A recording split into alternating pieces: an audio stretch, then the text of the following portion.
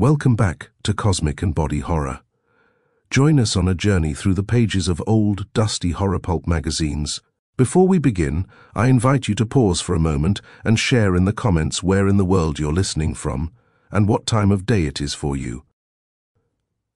The Parenticide Club by Ambrose Bierce. My favorite murder, having murdered my mother, under circumstances of singular atrocity, I was arrested and put upon my trial, which lasted 7 years. In charging the jury, the judge of the Court of Acquittal remarked that it was one of the most ghastly crimes that he had ever been called upon to explain away. At this my attorney rose and said, "May it please your honor, crimes are ghastly or agreeable only by comparison. If you are familiar with the details of my client's previous murder of his uncle, you would discern in his later offense, if offense it may be called, something in the nature of tender forbearance and filial consideration for the feelings of the victim. The appalling ferocity of the former assassination was indeed inconsistent with any hypothesis but that of guilt, and had it not been for the fact that the honorable judge before whom he was tried was the president of a life insurance company that took risks on hanging, and in which my client held a policy, it is hard to see how he could decently have been acquitted. If your honor would like to hear about it for instruction and guidance of your honor's mind, this unfortunate man, my client, will consent to give himself the pain of relating it under oath." The district attorney said, "Your honor, I object. Such a statement would be in the nature of evidence, and the testimony in this case is closed." The prisoner's statement should have been introduced 3 years ago in the spring of 1881. "In a statutory sense," said the judge, "you are right, and in the court of objections and technicalities you would get a ruling in your favor, but not in a court of acquittal. The objection is overruled." "I accept," said the district attorney. "You cannot do that," the judge said. "I must remind you that, in order to take an exception, you must first get this case transferred for a time to the Court of Exceptions on a formal motion duly supported by affidavits. A motion to that effect by your predecessor in office was denied by me during the first year of this trial. Mr. Clerk, swear the prisoner." The customary oath having been administered, I made the following statement, which impressed the judge with so strong a sense of the comparative triviality of the offense for which I was on trial that he made no further search for mitigating circumstances, but simply instructed the jury to acquit, and I left the court without a stain upon my reputation. I was born in 1856 in Kalamaki, Michigan, of honest and reputable parents, one of whom Heaven has mercifully spared to comfort me in my later years. In 1867, the family came to California and settled near Nigger Head, where my father opened a road agency and prospered beyond the dreams of avarice. He was a reticent, saturnine man then, though his increasing years have now somewhat relaxed the austerity of his disposition, and I believe that nothing but his memory of the sad event for which I am now on trial prevents him from manifesting a genuine hilarity.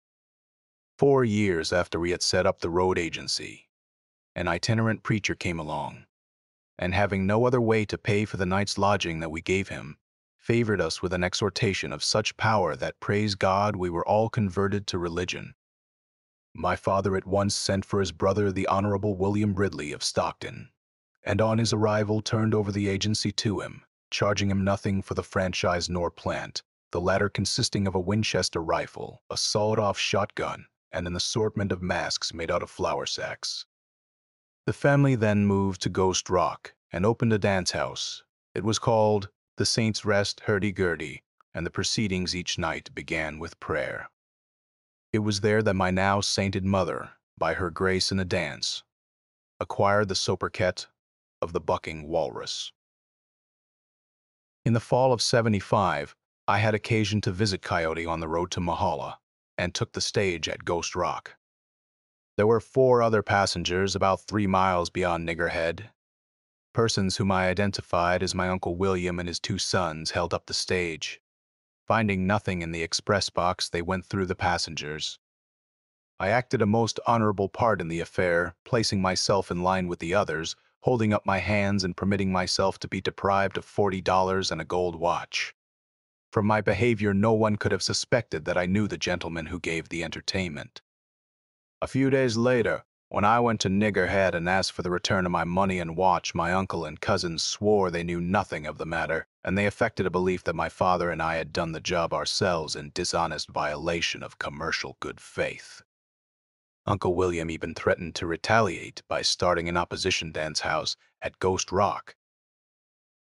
As the Saints' Rest had become rather unpopular, I saw that this would assuredly ruin it and prove a paying enterprise.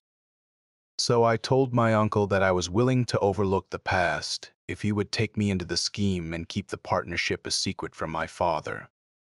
This fair offer he rejected, and I then perceived that it would be better and more satisfactory if he were dead. My plans to that end were soon perfected, and communicating them to my dear parents, I had the gratification of receiving their approval. My father said he was proud of me, and my mother promised that, although her religion forbade her to assist in taking human life, I should have the advantage of her prayers for my success. As a preliminary measure, looking to my security in case of detection, I made an application for membership in that powerful order, the Knights of Murder, and in due course was received as a member of the Ghost Rock Commandery.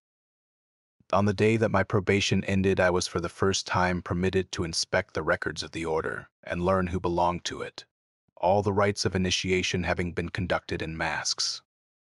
Fancy my delight when, in looking over the roll of membership, I found the third name to be that of my uncle, who, indeed, was junior vice-chancellor of the order.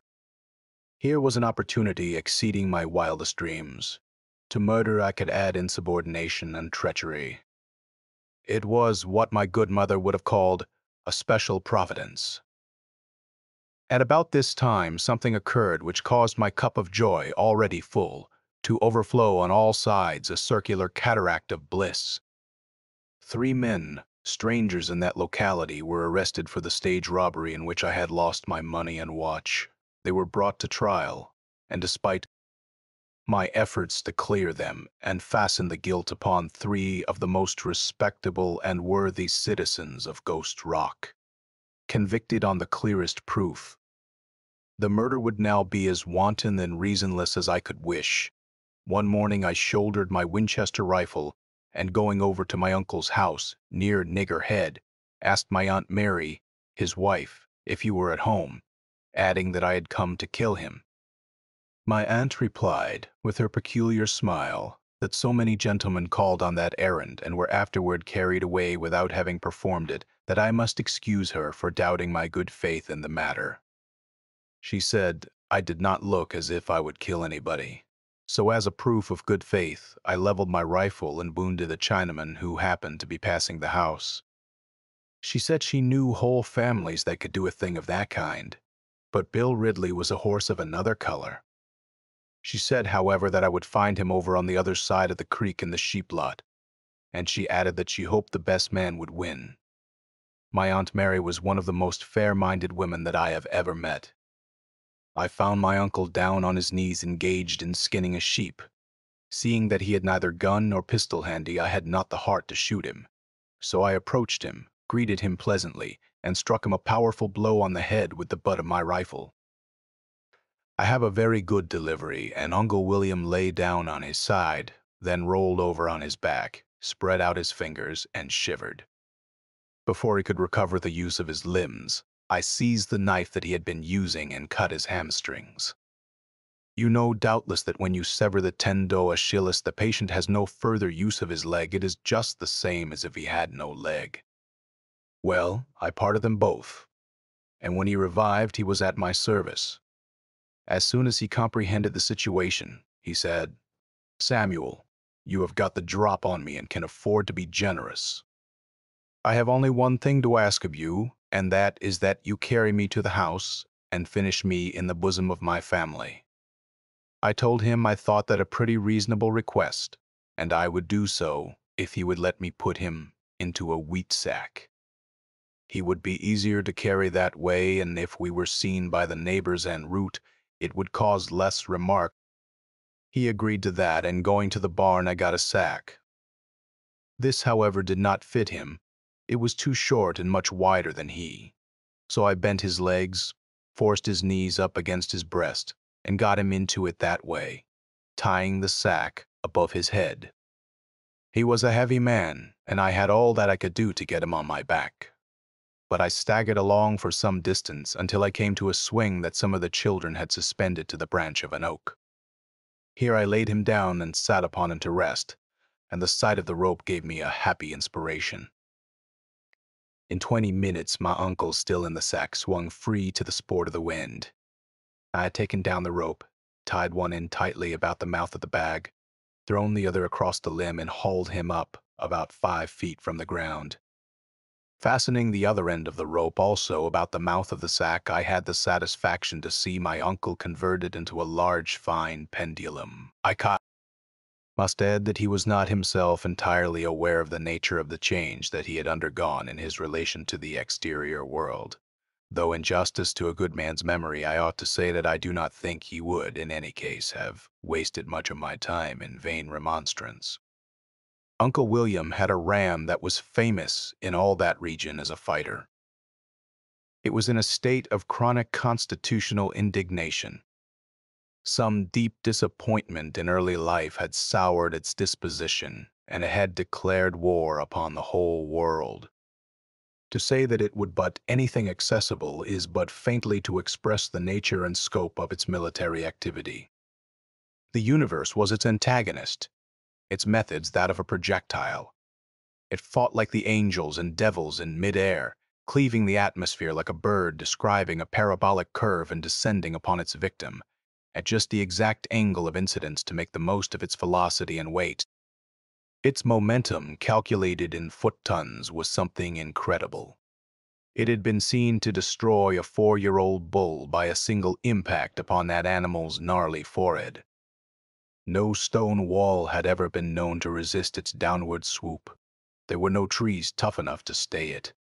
It would splinter them into matchwood and defile their leafy honors in the dust. This irascible and implacable brute, this incarnate thunderbolt, this monster of the upper deep, I had seen reposing in the shade of an adjacent tree, dreaming dreams of conquest and glory. It was with a view to summoning it forth to the field of honor that I suspended its master in the manner described. Having completed my preparations, I imparted to the avuncular pendulum a gentle oscillation, and retiring to cover behind a contiguous rock, lifted up my voice in a long, rasping cry whose diminishing final note was drowned in a noise like that of a swearing cat, which emanated from the sack. Instantly that formidable sheep was upon its feet and had taken in the military situation at a glance. In a few moments it had approached, stamping, to within 50 yards of the swinging foeman, who, now retreating and anon advancing, seemed to invite the fray. Suddenly I saw the beast's head drop earthward, as if depressed by the weight of its enormous horns. Then a dim, white, wavy streak of sheep prolonged itself from that spot in a generally horizontal direction to within about 4 yards of a point immediately beneath the enemy. There it struck sharply upward, and before it had faded from my gaze at the place whence it had set out, I heard a horrid thump and a piercing scream, and my poor uncle shot forward with a slack rope higher than the limb to which he was attached. Here the rope tautened with a jerk, arresting his flight, and back he swung in a breathless curve to the other end of his arc. The ram had fallen, a heap of indistinguishable legs, wool and horns, but pulling itself together and dodging, as its antagonist swept downward, it retired at random, alternately shaking its head and stamping its forefeet. When it had backed about the same distance as that from which it had delivered the assault, it paused again, bowed its head as if in prayer for victory, and again shot forward, dimly visible as before, a prolonging white streak with monstrous undulations, ending with a sharp ascension. Its course this time was at a right angle to its former one, and its impatience so great that it struck the enemy before he had nearly reached the lowest point of his arc. In consequence, he went flying round and round, in a horizontal circle whose radius was about equal to half the length of the rope, which, I forgot to say, was nearly 20 feet long. His shrieks, crescendo in approach and diminuendo in recession, made the rapidity of his revolution more obvious to the ear than to the eye. He had evidently not yet been struck in a vital spot. His posture in the sack and the distance from the ground at which he hung compelled the ram to operate upon his lower extremities and the end of his back, like a plant that has struck its root into some poisonous mineral. My poor uncle was dying slowly upward. After delivering its second blow, the ram had not again retired. The fever of battle burned hot in its heart. Its brain was intoxicated with the wine of strife. Like a pugilist who, in his rage, forgets his skill and fights ineffectively at half-arm's length, the angry beast endeavored to reach its fleeting foe by awkward vertical leaps as he passed overhead. Sometimes, indeed, succeeding in striking him feebly, but more frequently overthrown by its own misguided eagerness. But as the impetus was exhausted and the man's circles narrowed in scope and diminished in speed, bringing him nearer to the ground, these tactics produced better results, eliciting a superior quality of screams which I greatly enjoyed. Suddenly, as if the bugles had sung truce, the ram suspended hostilities and walked away, thoughtfully wrinkling and smoothing its great aquiline nose, and occasionally cropping a bunch of grass and slowly munching it. It seemed to have tired of war's alarms and resolved to beat the sword into a plowshare and cultivate the arts of peace. Steadily it held its course away from the field of fame until it had gained a distance of nearly a quarter of a mile. There it stopped and stood with its rear to the foe, chewing its cud and apparently half asleep. I observed, however, an occasional slight turn of its head, as if its apathy were more affected than real. Meantime, Uncle William's shrieks had abated with his motion, and nothing was heard from him but long, low moans, and at long intervals my name uttered in pleading tones, exceedingly grateful to my ear. Evidently the man had not the faintest notion of what was being done to him, and was inexpressibly terrified. When death comes cloaked in mystery, he is terrible indeed. Little by little my uncle's oscillations diminished, and finally he hung motionless. I went to him and was about to give him the coup de grace when I heard and felt a succession of smart shocks, which shook the ground like a series of light earthquakes, and turning in the direction of the ram saw a long cloud of dust approaching me with inconceivable rapidity and alarming effect. At a distance of some 30 yards away it stopped short, and from the near end of it rose into the air what I at first thought a great white bird. Its ascent was so smooth and easy and regular that I could not realize its extraordinary celerity, and was lost in admiration of its grace. To this day the impression remains that it was a slow, deliberate movement, the ram, for it was that animal, being upborne by some power other than its own impetus, and supported through the successive stages of its flight with infinite tenderness and care. My eyes followed its progress through the air with unspeakable pleasure, all the greater by contrast with my former terror of its approach by land. Onward and upward the noble animal sailed, its head bent down almost between its knees, its forefeet thrown back, its hinder legs trailing to rear like the legs of a soaring heron. At a height of 40 or 50 feet, as fond recollection presents it to view, it attained its zenith and appeared to remain an instant stationary, then, tilting suddenly forward without altering the relative position of its parts, it shot downward on a steeper and steeper course, with augmenting velocity, passed immediately above me with a noise like the rush of a cannon shot, and struck my poor uncle almost squarely on the top of the head. So frightful was the impact that not only the man's neck was broken but the rope too, and the body of the deceased, forced against the earth, was crushed to pulp beneath the awful front of that meteoric sheep. The concussion stopped all the clocks between Lone Hand and Dutch Dan's, and Professor Davidson, a distinguished authority in matters seismic, who happened to be in the vicinity, promptly explained that the vibrations were from north to southwest. Altogether, I cannot help thinking that, in point of artistic atrocity, my murder of Uncle William has seldom been excelled. Oil of dog. My name is Boffer Bings. I was born of honest parents in one of the humbler walks of life, my father being a manufacturer of dog oil and my mother having a small studio in the shadow of the village church where she disposed of unwelcome babes. In my boyhood, I was trained to habits of industry. I not only assisted my father in procuring dogs for his vats, but was frequently employed by my mother to carry away the debris of her work in the studio. In performance of this duty, I sometimes had need of all my natural intelligence, for all the law officers of the vicinity were opposed to my mother's business. They were not elected on an opposition ticket, and the matter had never been made a political issue. It just happened so. My father's business of making dog oil was naturally less unpopular, though the owners of missing dogs sometimes regarded him with suspicion, which was reflected to some extent upon me. My father had as silent partners all the physicians of the town who seldom wrote a prescription which did not contain what they were pleased to designate as Ol Can. It is really the most valuable medicine ever discovered. But most persons are unwilling to make personal sacrifices for the afflicted, and it was evident that many of the fattest dogs in town had been forbidden to play with me, a fact which pained my young sensibilities, and at one time came near driving me to become a pirate. Looking back upon those days, I cannot but regret, at times, that by indirectly bringing my beloved parents to their death, I was the author of misfortunes, profoundly affecting my future. One evening, while passing my father's oil factory with the body of a foundling from my mother's studio, I saw a constable who seemed to be closely watching my movements.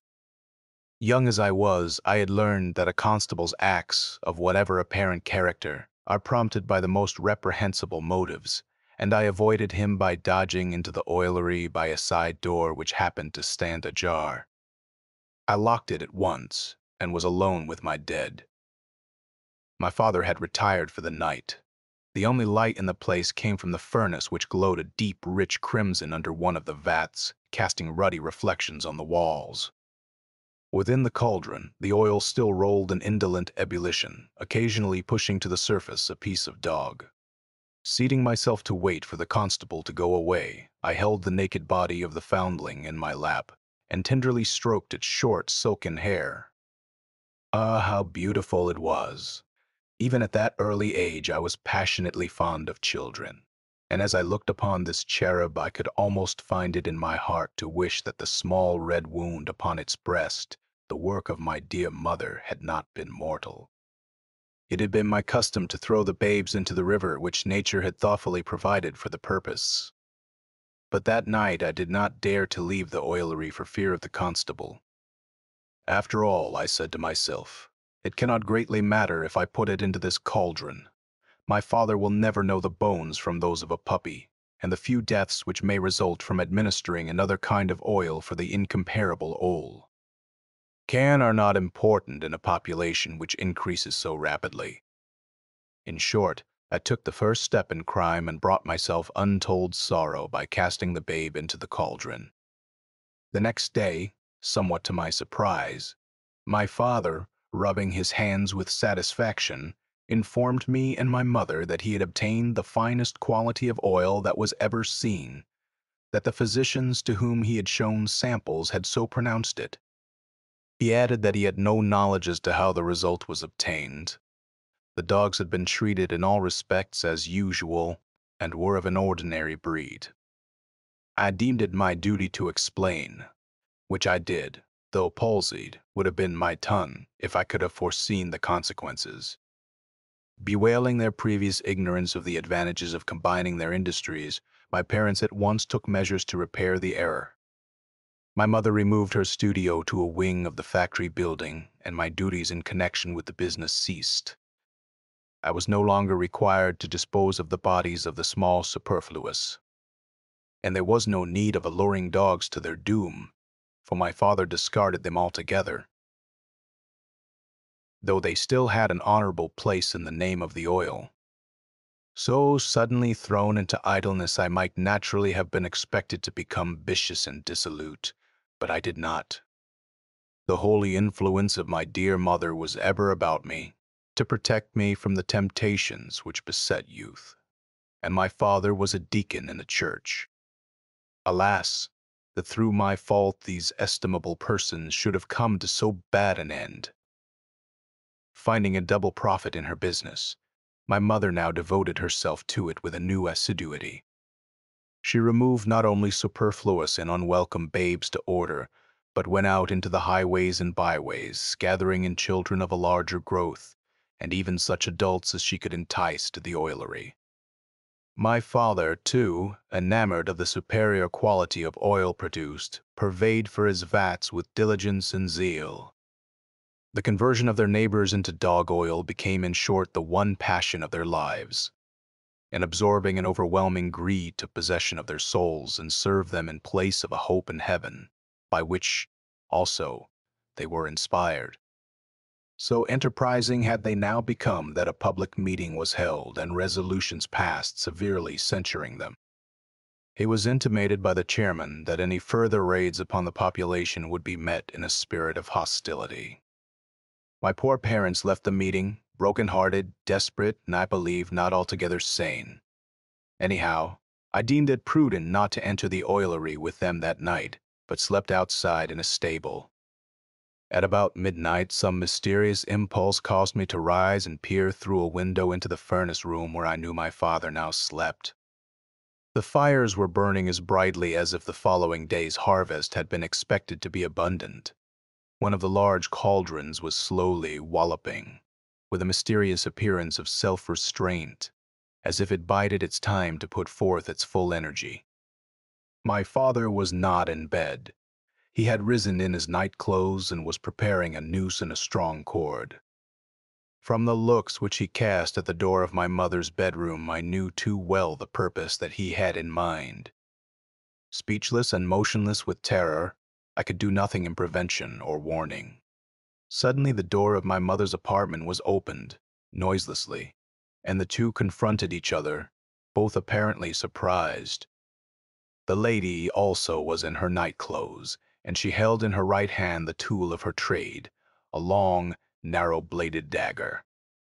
She, too, had been unable to deny herself the last profit which the unfriendly action of the citizens in my absence had left her. For one instant they looked into each other's blazing eyes and then sprang together with indescribable fury. Round and round the room they struggled, the man cursing, the woman shrieking, both fighting like demons. She to strike him with the dagger, he to strangle her with his great bare hands. I know not how long I had the unhappiness to observe this disagreeable instance of domestic infelicity, but at last, after a more than usually vigorous struggle, the combatants suddenly moved apart. My father's breast and my mother's weapon showed evidences of contact. For another instant they glared at each other in the most unamiable way. Then my poor, wounded father, feeling the hand of death upon him, leaped forward, unmindful of resistance, grasped my dear mother in his arms, dragged her to the side of the boiling cauldron, collected all his failing energies, and sprang in with her. In a moment both had disappeared, and were adding their oil to that of the committee of citizens who had called the day before with an invitation to the public meeting. Convinced that these unhappy events closed to me every avenue to an honorable career in that town, I removed to the famous city of Otumwi, where these memoirs are written with a heart full of remorse for a heedless act entailing so dismal a commercial disaster. An imperfect conflagration. Early one June morning in 1872, I murdered my father, an act which made a deep impression on me at the time. This was before my marriage. While I was living with my parents in Wisconsin, my father and I were in the library of our home, dividing the proceeds of a burglary which we had committed that night. These consisted of household goods mostly, and the task of equitable division was difficult. We got on very well with the napkins, towels, and such things, and the silverware was parted pretty nearly equally. But you can see for yourself that, when you try to divide a single music box by two without a remainder, you will have trouble.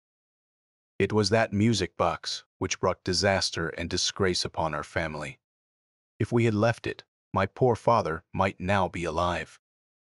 It was a most exquisite and beautiful piece of workmanship, inlaid with costly woods and carven very curiously. It would not only play a great variety of tunes, but would whistle like a quail, bark like a dog, crow every morning at daylight whether it was wound up or not, and break the 10 Commandments. It was this last mentioned accomplishment that won my father's heart and caused him to commit the only dishonorable act of his life, though possibly he would have committed more if he had been spared. He tried to conceal that music box from me and declared upon his honor that he had not taken it, though I know very well that, so far as he was concerned, the burglary had been undertaken chiefly for the purpose of obtaining it. My father had the music box hidden under his cloak. We had worn cloaks by way of disguise. He had solemnly assured me that he did not take it. I knew that he did, and knew something of which he was evidently ignorant, namely, that the box would crow at daylight and betray him, if I could prolong the division of profits till that time. All occurred as I wished, as the gaslight began to pale in the library and the shape of the windows was seen dimly behind the curtains. A long cock-a-doodle-doo came from beneath the old gentleman's cloak, followed by a few bars of an aria from Tannhauser, ending with a loud click. A small hand axe which we had used to break into the unlucky house lay between us on the table. I picked it up. The old man, seeing that further concealment was useless, took the box from under his cloak and set it on the table. "Cut it in two, if you prefer that plan," said he. I tried to save it from destruction. He was a passionate lover of music and could himself play the concertina with expression and feeling, I said. "I do not question the purity of your motive. It would be presumptuous of me to sit in judgment on my father, but business is business, and with this axe I'm going to effect a dissolution of our partnership, unless you will consent in all future burglaries to wear a bell punch." "No," he said after some reflection. "No, I could not do that. It would look like a confession of dishonesty. People would say that you distrusted me." I could not help admiring his spirit and sensitiveness. For a moment I was proud of him and disposed to overlook his fault. But a glance at the richly jeweled music box decided me, and as I said, I removed the old man from this vale of tears. Having done so, I was a trifle uneasy. Not only was he, my father, the author of my being, but the body would be certainly discovered. It was now broad daylight, and my mother was likely to enter the library at any moment. Under the circumstances, I thought it expedient to remove her also, which I did. Then I paid off all the servants and discharged them. That afternoon I went to the chief of police, told him what I had done, and asked his advice. It would be very painful to me if the facts became publicly known. My conduct would be generally condemned. The newspapers would bring it up against me if ever I should run for office. The chief saw the force of these considerations. He was himself an assassin of wide experience. After consulting with the presiding judge of the court of variable jurisdiction, he advised me to conceal the bodies in one of the bookcases, get a heavy insurance on the house, and burn it down. This I proceeded to do. In the library was a bookcase which my father had recently purchased of some cranky inventor and had not filled. It was in shape and size something like the old-fashioned wardrobes, which one sees in bedrooms without closets, but opened all the way down, like a woman's nightdress. It had glass doors. I had recently laid out my parents, and they were now rigid enough to stand erect, so I stood them in this bookcase, from which I had removed the shelves. I locked them in and tacked some curtains over the glass doors. The inspector from the insurance office passed a half-dozen times before the case without suspicion. That night, after getting my policy, I set fire to the house and started through the woods to town, 2 miles away, where I managed to be found about the time the excitement was at its height. With cries of apprehension for the fate of my parents, I joined the rush and arrived at the fire some 2 hours after I had kindled it. The whole town was there as I dashed up. The house was entirely consumed, but in one end of the level bed of glowing embers, bolt upright and uninjured, was that bookcase, The curtains had burned away, exposing the glass doors through which the fierce red light illuminated the interior. There stood my dear father, in his habit as he lived, and at his side the partner of his joys and sorrows. Not a hair of them was singed.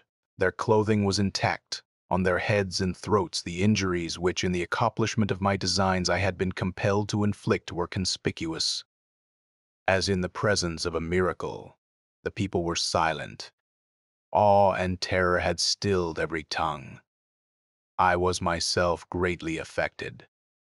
Some 3 years later, when the events herein related had nearly faded from my memory, I went to New York to assist in passing some counterfeit United States bonds. Carelessly looking into a furniture store one day, I saw the exact counterpart of that bookcase. I bought it for a trifle from a reformed inventor, the dealer explained. He said it was fireproof, the pores of the wood being filled with alum under hydraulic pressure, and the glass made of asbestos. I don't suppose it is really fireproof. You can have it at the price of an ordinary bookcase. No, I said. If you cannot warrant it fireproof, I won't take it, and I bade him good morning. I would not have had it at any price. It revived memories that were exceedingly disagreeable. The hypnotist, by those of my friends who happen to know that I sometimes amuse myself with hypnotism, mind reading, and kindred phenomena, I am frequently asked if I have a clear conception of the nature of whatever principle underlies them. To this question I always reply that I neither have nor desire to have. I am no investigator with an ear at the keyhole of nature's workshop, trying with vulgar curiosity to steal the secrets of her trade. The interests of science are as little to me as mine seem to have been to science. Doubtless the phenomena in question are simple enough, and in no way transcend our powers of comprehension, if only we could find the clue. But for my part, I prefer not to find it, for I am of a singularly romantic disposition, deriving more gratification from mystery than from knowledge. It was commonly remarked of me when I was a child that my big blue eyes appeared to have been made rather to look into than look out of. Such was their dreamful beauty, and in my frequent periods of abstraction their indifference to what was going on. In those peculiarities they resembled, I venture to think, the soul which lies behind them, always more intent upon some lovely conception which it has created in its own image, than concerned about the laws of nature and the material frame of things. All this, irrelevant and egotistic as it may seem, is related by way of accounting for the meagerness of the light that I am able to throw upon a subject that has engaged so much of my attention, and concerning which there is so keen and general a curiosity. With my powers and opportunities, another person might doubtless have an explanation for much of what I present simply as narrative. My first knowledge that I possessed unusual powers came to me in my 14th year when at school. Happening one day to have forgotten to bring my noonday luncheon, I gazed longingly at that of a small girl who was preparing to eat hers. Looking up, her eyes met mine, and she seemed unable to withdraw them. After a moment of hesitancy, she came forward in an absent kind of way, and without a word surrendered her little basket with its tempting contents and walked away. Inexpressibly pleased, I relieved my hunger and destroyed the basket. After that, I had not the trouble to bring a luncheon for myself. That little girl was my daily purveyor, and not infrequently, in satisfying my simple need from her frugal store, I combined pleasure and profit by constraining her attendance at the feast, and making misleading proffer of the viands, which eventually I consumed to the last fragment. The girl was always persuaded that she had eaten all herself, and later in the day her tearful complaints of hunger surprised the teacher, entertained the pupils, earned for her the sobriquet of greedy gut, and filled me with a peace past understanding. A disagreeable feature of this otherwise satisfactory condition of things was the necessary secrecy. The transfer of the luncheon, for example, had to be made at some distance from the madding crowd in a wood, and I blush to think of the many other unworthy subterfuges entailed by the situation. As I was, and am, naturally of a frank and open disposition, These became more and more irksome, and but for the reluctance of my parents to renounce the obvious advantages of the new regime, I would gladly have reverted to the old. The plan that I finally adopted to free myself from the consequences of my own powers excited a wide and keen interest at the time, and that part of it which consisted in the death of the girl was severely condemned. But it is hardly pertinent to the scope of this narrative. For some years afterward, I had little opportunity to practice hypnotism. Such small essays as I made at it were commonly barren of other recognition than solitary confinement on a bread and water diet. Sometimes, indeed, they elicited nothing better than the cat o' nine tails. It was when I was about to leave the scene of these small disappointments that my one really important feat was performed. I had been called into the warden's office and given a suit of civilian's clothing, a trifling sum of money and a great deal of advice, which I am bound to confess was of a much better quality than the clothing. As I was passing out of the gate into the light of freedom, I suddenly turned and, looking the warden gravely in the eye, soon had him in control. "You are an ostrich," I said. At the post-mortem examination, the stomach was found to contain a great quantity of indigestible articles, mostly of wood or metal, stuck fast in the esophagus and constituting, according to the coroner's jury, the immediate cause of death, one door knob. I was by nature a good and affectionate son, but as I took my way into the great world from which I had been so long secluded, I could not help remembering that all my misfortunes had flowed like a stream from the niggard economy of my parents in a matter of school luncheons, and I knew of no reason to think they had reformed. On the road between Succotash Hill and South Asphyxia is a little open field which once contained a shanty known as Pete Gilstrap's place, where that gentleman used to murder travelers for a living. The death of Mr. Gilstrap and the diversion of nearly all the travel to another road occurred so nearly at the same time that no one has ever been able to say which was cause and which effect. Anyhow, the field was now a desolation, and the place had long been burned. It was while going afoot to South Asphyxia, the home of my childhood, that I found both my parents on their way to the hill. They had hitched their team and were eating luncheon under an oak tree in the center of the field. The sight of the luncheon called up painful memories of my school days and roused the sleeping lion in my breast. Approaching the guilty couple who had once recognized me, I ventured to suggest that I share their hospitality. "Of this cheer, my son," said the author of my being, with characteristic pomposity which age had not withered, "there is sufficient for but two. I am not, I hope, insensible to the hunger light in your eyes, but my father has never completed that sentence. What he mistook for hunger light was simply the earnest gaze of the hypnotist. In a few seconds he was at my service. A few more sufficed for the lady, and the dictates of a just resentment could be carried into effect. "My former father," I said, "I presume that it is known to you that you and this lady are no longer what you were?" "I have observed a certain subtle change," was the rather dubious reply of the old gentleman. "It is perhaps attributable to age." "It is more than that," I explained. "It goes to character, to species. You and the lady here are in truth two broncos, wild stallions both, and unfriendly." "Why, John," exclaimed my dear mother, "you don't mean to say that I am..." "Madam," I replied solemnly, fixing my eyes again upon hers. "You are?" Scarcely had the words fallen from my lips when she dropped upon her hands and knees and, backing up to the old man, squealed like a demon and delivered a vicious kick upon his shin.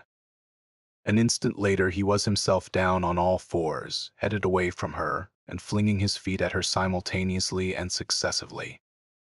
With equal earnestness but inferior agility, because of her hampering body gear, she plied her own. Their flying legs crossed and mingled in the most bewildering way, their feet sometimes meeting squarely in midair, their bodies thrust forward, falling flat upon the ground, and for a moment helpless. On recovering themselves, they would resume the combat, uttering their frenzy in the nameless sounds of the furious brutes which they believed themselves to be. The whole region rang with their clamor. Round and round they wheeled, the blows of their feet falling, like lightnings from the mountain cloud. They plunged and reared backward upon their knees, struck savagely at each other with awkward descending blows of both fists at once, and dropped again upon their hands as if unable to maintain the upright position of the body. Grass and pebbles were torn from the soil by hands and feet. Clothing, hair, faces inexpressibly defiled with dust and blood. Wild, inarticulate screams of rage attested the delivery of the blows, groans, grunts, and gasps their receipt. Nothing more truly military was ever seen at Gettysburg or Waterloo. The valor of my dear parents in the hour of danger can never cease to be to me a source of pride and gratification. At the end of it all, two battered, tattered, bloody, and fragmentary vestiges of mortality attested the solemn fact that the author of the strife was an orphan. Arrested for provoking a breach of the peace I was, and have ever since been tried in the court of technicalities and continuances, whence after 15 years of proceedings, my attorney is moving heaven and earth to get the case taken to the court of remandment for new trials. Such are a few of my principal experiments in the mysterious force or agency known as hypnotic suggestion. Whether or not it could be employed by a bad man for an unworthy purpose, I am unable to say. End of the Parenticide Club by Ambrose Bierce. If you found this story interesting, take a moment to support the channel, hit subscribe, click the bell icon so you're notified of new stories, leave a comment, and give the video a thumbs up. Share it on your socials if you think others might enjoy pulp horror. And if you'd like to go a step further in reviving these forgotten horrors, you can click the Super Thanks button below or become a member of the channel. With your support, these dusty old stories may see the light once more.